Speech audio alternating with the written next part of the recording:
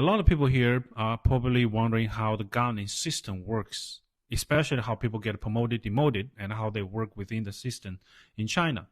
Most of the time, a lot of officials in China are appointed from above, right? But the key point is a lot of people are not talking about is how those officials are actually judged, promoted, or removed.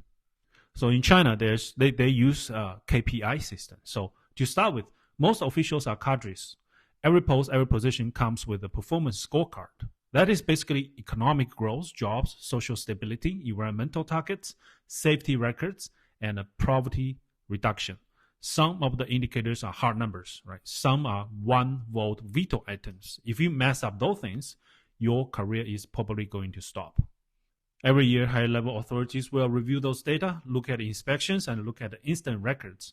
When it's time for promotion, those files are going to follow you. You are not judged by your fancy speeches or popularity. Nobody cares. You are judged by whether your region actually delivered.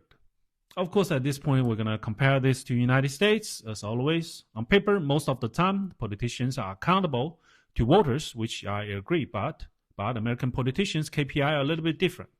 They care more about how much money they raised and how well they perform in the media and how loyal they are to the party donors. It has nothing to do with improved healthcare or fixed infrastructures.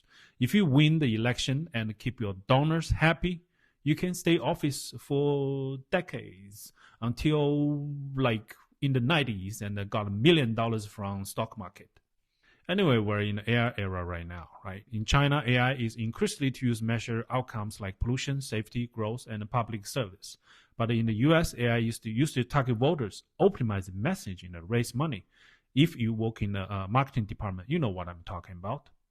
The real question is not about democracy versus authoritarianism. The real question is how politicians are being judged and what those leaders are actually being optimized for. Ballots matter. Scorecards also matter. I put everything together in Substack with more context. Link in bio. If you want to take a look and you can tell me what you think. It's basically two different systems. I'm just trying to make you understand a little bit more how Chinese system works. Anyway, thank you for the support. Appreciate all the subscriptions. Merry Christmas. Happy holiday. Happy Hanukkah. Take care.